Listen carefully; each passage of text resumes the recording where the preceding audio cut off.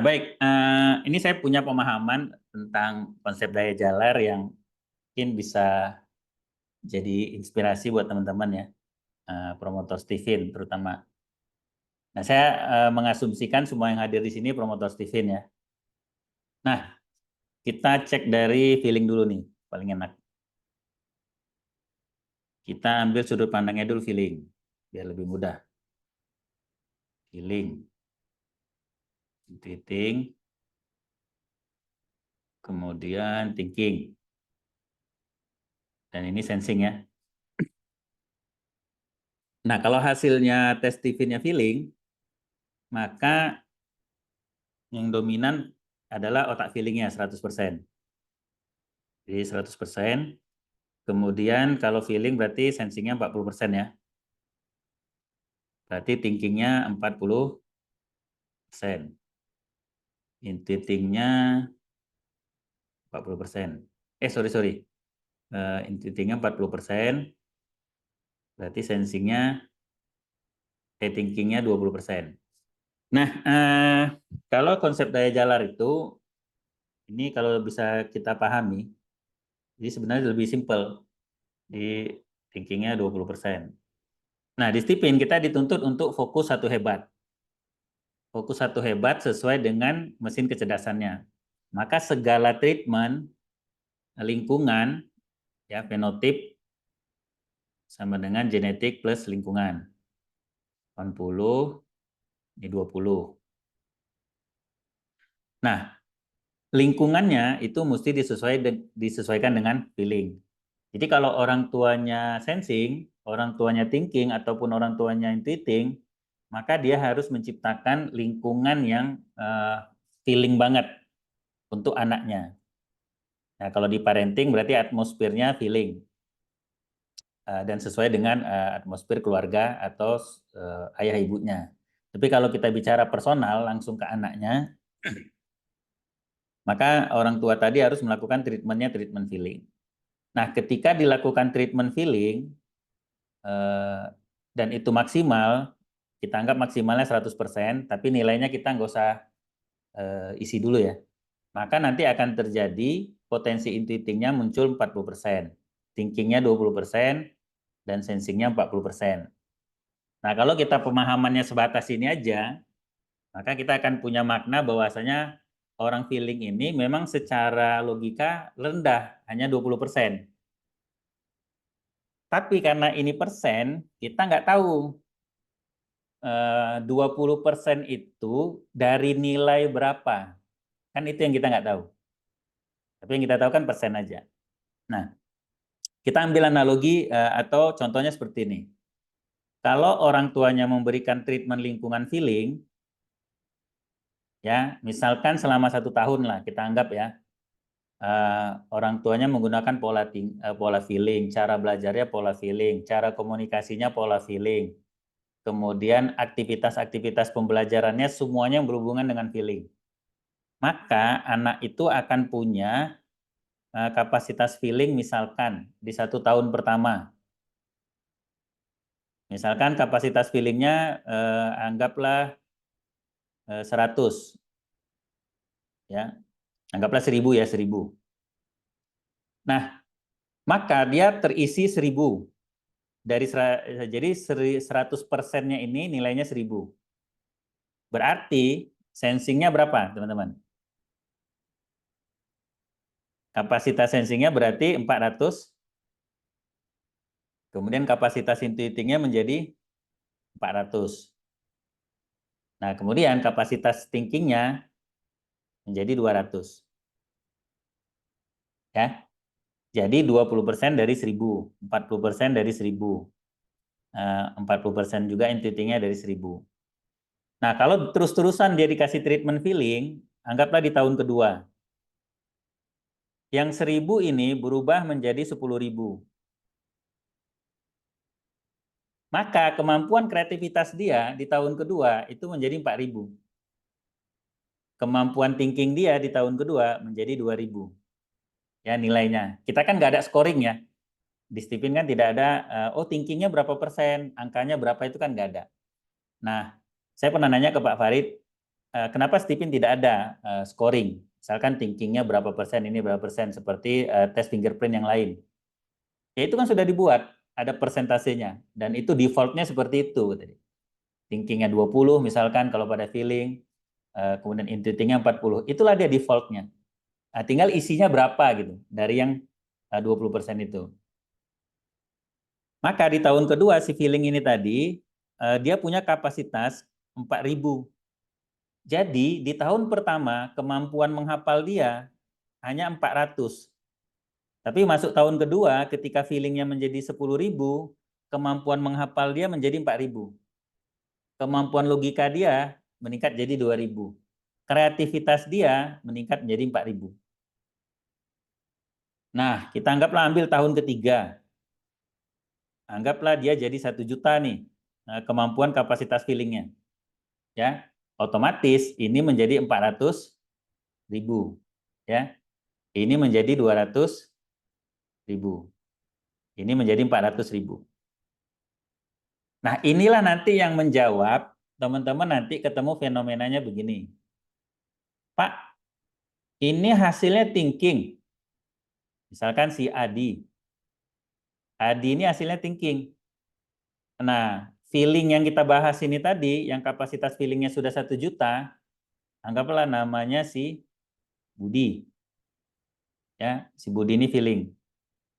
Kapasitas feeling dia 1 juta. Nah, tapi kita ngelihat kok si Budi ini lebih pintar ya Pak secara matematika dibandingkan si Adi. Kan si Adi thinking.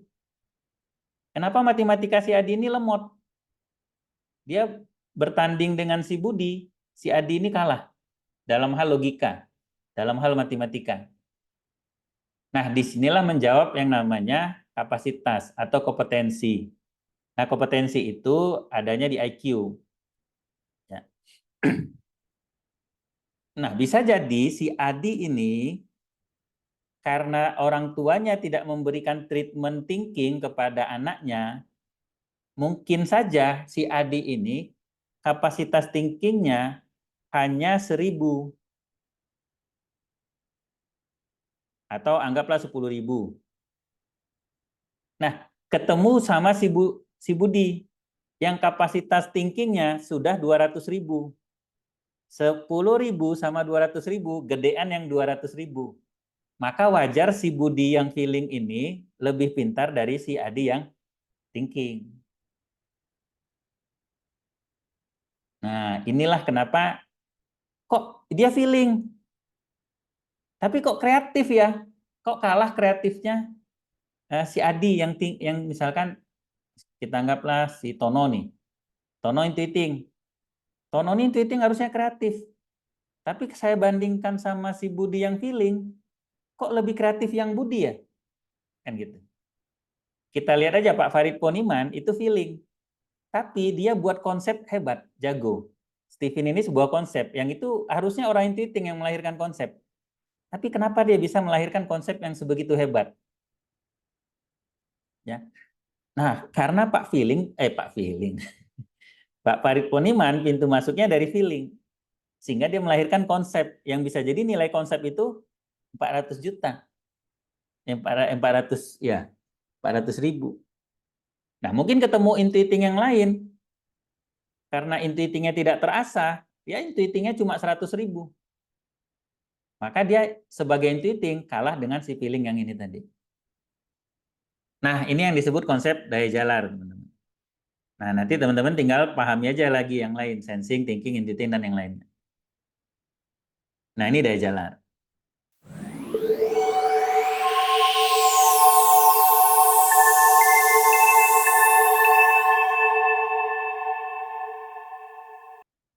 Nah, kemudian perilaku kita gimana? Ini satu lagi nih konsepnya. Saya ambil contoh sensing. Sensing, thinking, intuiting, feeling. Nah, sensing berarti kan dominan 20%. Healing 40, 40%. Sorry, ini 100%. Ya. Ini 20%, 40%. Yang intuitingnya 20%. Nah, saya memahami ada hubungan segi 5 ya di WSL2. Hubungan segi 5 menaklukkan, ditaklukkan, melemahkan atau mendaki kan gitu. Nah, dari sini bisa menjawab dari angka ini juga ya. Ini kita masih bahas tentang angka juga, tapi sudut pandangnya beda lagi. Ini 100%, 10%, 20, 40%. Nah, ini juga bisa disimpulkan seperti ini. Ini kalau pribadi ya, saya pribadi menyimpulkan begini. Kalau Anda orang sensing, atau Anda sebagai orang tua sensing, atau Anda sebagai sahabat yang orang sensing, kalau Anda ngomong kepada orang thinking, ngomong kepada orang feeling, kok kebalik sih, ngomong kepada orang intuiting, ya Allah, disorientasi. Ngomong kepada orang intuiting, Anda sensing, ini makanya perlu ada coret-coret biar nggak disorientasi. Anda sensing, ngomong ke orang intuiting, Anda menggunakan cara sensing. Anda menggunakan cara sensing. Ya, detail, runut, kronologis, apa lagi ya? Cerewet lah ya intinya. Nah, ini sama orang intuiting, atau ini orang tua sensing, ngomong ke anak intuiting dengan cara sensing, 100% menggunakan cara sensing, maka akan dipahami anak intuiting hanya 20%. Jadi orang tua akan bilang gini, kok sulit kali ya Pak ngajarin anak saya yang intuiting? Karena orang tuanya pakai gaya sensing, sementara anaknya intuiting. Jadi hanya 20% dipahami anak tadi. Maka effortnya akan butuh 5 kali lipat. Jadi 5 kali lipat supaya mencapai 100. Kan gitu kalau kita pakai angka. Akhirnya orang tua itu merasa kelelahan. Ini yang disebut mendaki. Jadi untuk memuaskan hasratnya orang intuiting atau komunikasinya supaya dia cepat paham, maka si sensing ini mendaki. Nah, bagaimana caranya supaya intuiting ini bisa cepat paham dan juga cepat takluk? Sederhana sebenarnya. Jadi orang sensing ini pun, walaupun dikalahkan intuiting, kalau dia menggunakan pendekatan cara intuiting, jadi dia belajar nih tentang cara komunikasi sama orang intuiting. Itu cara komunikasinya gimana? Gambaran besar, contohnya. Kemudian berikan alternatif, kasih kebebasan. Nah, tapi pola seperti ini bagi orang sensing itu effortnya besar untuk dia bisa menerima konsep seperti ini. Nah, kalau dia mau turunkan egonya, turunkan standarnya, kemudian dia paham lawan bicaranya, anaknya itu intuiting, menggunakan pola intuiting, maka sebenarnya intuiting ini menjadi lebih paham, lebih cepat paham ketika si sensing yang ngomong. Jadi kita nggak usah heran kalau ngelihat nanti ada orang bilang, saya sensing, saya ngomong sama suami saya bisa kok, walaupun dia intuiting. Nah, bisa jadi si sensing ini udah paham pola komunikasi yang pas untuk orang intuiting.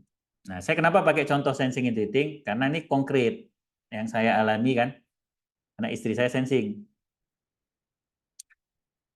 Nah, sama juga begitu. Kalau orang sensing ngomong kepada feeling, dia menggunakan pola sensing, maka akan ditangkap sama orang feeling itu cuma 40%. Orang sensing ngomong sama thinking, makanya akan ditangkap sama orang thinking itu hanya 40%. Jadi effortnya dia mesti 2,5 kali lipat. Makanya dibilang sensing kepada thinking ini setengah sial kan. Kemudian setengah mendaki. Tapi sensing ke intuiting dia mendaki. Kesini pun juga dia setengah mendaki. Kalau dalam hal pola komunikasi. Nah, ini yang saya mau sharing sedikit pemahaman saya tentang angka-angka yang di sini. Sebenarnya banyak hal lagi yang bisa dikupas di sini, ya. Tapi ini yang paling umum, ya. Di mana kita kalau menggunakan pendekatan cara kita kepada orang lain, maka orang tadi itu akan menangkapnya seperti ini. Ya, orang sensing menggunakan pendekatan sensing kepada feeling, maka feeling akan menangkapnya hanya 40%. Itu yang membuat komunikasi itu menjadi sulit, yang membuat hambatan itu menjadi tinggi dalam hal komunikasi ketika kita tidak mampu menyesuaikan. Karena kan konsepnya fenotip, genetik plus lingkungan. Genetiknya anak kita feeling plus lingkungan. Lingkungannya siapa? Kita, orang tuanya sensing. Maka lingkungan tadi yang sensing ini mesti sesuaikan dengan feeling. Nah, si sensing ini tadi merubah cara komunikasinya, pendekatannya, treatmentnya dirubah sesuai dengan cara feeling. Sinkron nih, feeling ketemu feeling, maka menjadi fenotip yang positif. Jadi konsepnya begitu ya. Jadi disinkronkan, bukan dilawan, bukan balancing. Jadi di sini genetiknya apa, thinking, maka dia mesti sinkron dengan thinking. Genetiknya thinking, maka dia mesti sinkron dengan thinking. Nah, kalau teman-teman sudah tahu konsepnya seperti ini, maka nanti ketika ada orang bermasalah, ya, orang bermasalah nih, fenotip sama dengan genetik plus lingkungan. Saya pakai rumusnya ini, paling sederhana. Fenotipnya, anaknya misalkan negatif lah ya, tapi negatifnya misalkan tukang marah-marah, anggaplah tukang marah-marah. Nah, kemudian fenotipnya, genetiknya feeling. Nah, tambah lingkungannya apa kira-kira? Ya tinggal disinkronkan aja. Berarti lingkungannya pun tukang marah-marah. Sehingga melahirkan fenotip anaknya jadi marah-marah. Nah, tapi begitu kita tahu anaknya feeling, oh, kalau saya suka bilang gini, ini kan anaknya feeling, tapi lingkungannya, orang tuanya belum dites kan? Orang tuanya belum dites. Bu, anaknya marah-marah, hasilnya feeling. Nah, feeling ini dia punya yang namanya figur keteladanan. Jadi orang yang terdekat dengan dia itu akan dijadikan figur, maka dia akan mencontoh figur tadi. Nah, bisa jadi ibu tukang marah-marah juga di rumah, maka anaknya memfigurkan ibu, tapi figurnya figur negatif. Kenapa? Karena lingkungannya negatif. Nah, feeling memfigurkan itu, jadi dia marah-marah juga. Tapi begitu kita tahu hasil tes orang tuanya, misalkan orang tuanya intuiting, anaknya feeling. Nah, tukang marah-marah, kita langsung kejawab. Kita langsung bisa bilang ke orang tuanya, Bu, ibu sebagai intuiting nih. Nah, kalau anaknya marah-marah, ibu gampang emosi nggak sama anak, gitu kan? Apa yang bikin ibu emosi? Bisa jadi anaknya terlalu lelet, karena anaknya feeling kan, lambat, terlalu lebay. Ini kan di matanya orang intuiting ini jadi masalah, di matanya orang intuiting. Apakah seperti itu kira-kira? Oh iya benar, dia lebay banget, itu yang bikin saya kesel. Akhirnya saya marah-marah. Nah, karena apa? Karena orang tua intuiting punya standar yang tinggi. Bisa jadi kan dia pasang standar yang tinggi kepada anaknya yang feeling. Jatuh dari perfeksionisnya. Nah, inilah kenapa gunanya kita harus testifin orang tuanya. Tapi kalau kita belum testifin orang tuanya, kita cukup tahu genetik anaknya, kemudian kita tahu fenotipnya apa, kita tinggal lihat dari sudut pandang anaknya. Kenapa dia bisa seperti ini fenotipnya, berarti dia harus sejalan dengan lingkungannya. Ya. Nah, gitu cara saya menganalisanya, teman-teman. Maka sering orang tua kadang, kok tahu Pak? Kan gitu. Contoh lagi misalkan insting anaknya. Sama, tukang marah-marah juga. Marah-marah anak saya. Nah, insting ini kan adaptasi. Saya langsung tanya, ini orang tuanya belum dites. Bu, sejak kapan anak ibu marah-marah? Apakah dia marah-marah sejak lahir? Sampai sekarang usia 6 tahun? Ya enggak lah Pak, kata dia. Nah ya udah, jadi sejak kapan dia marah-marah? Nah, kayaknya Pak, 5 bulan belakangan ini anak saya itu agak temperamen, agak suka marah-marah instingnya. Nah, apa yang Ibu alami 5 bulan ke belakang? Ibu ada berubah sikap nggak 5 bulan ke belakang? Ada sih Pak, saya baru cerai dengan suami saya. Ah, kejawab kan? Berarti kan Bu, sebelum 5 bulan yang ke belakang, berarti kan dia nggak marah-marah. Sekarang dia marah-marah, tukang marah-marah. Berarti lingkungannya berubah, responnya anak berubah, ya kan? Responnya berubah, menghasilkan fenotip marah-marah. Nah, apa yang membuat insting jadi merespon? Karena dia beradaptasi, Bu. Karena ibu 5 bulan belakang ini gampang marah-marah, maka anak juga beradaptasi dengan ibu. Biasanya dia menyesuaikan diri seperti bunglon. Dia menyamakan dirinya dengan lingkungannya. Makanya dia marah-marah juga. Nah, kalau saya biasanya analisa seperti itu. Nah, itu dulu mungkin teman-teman sebagai pembuka pembahasan kita malam ini. Nah,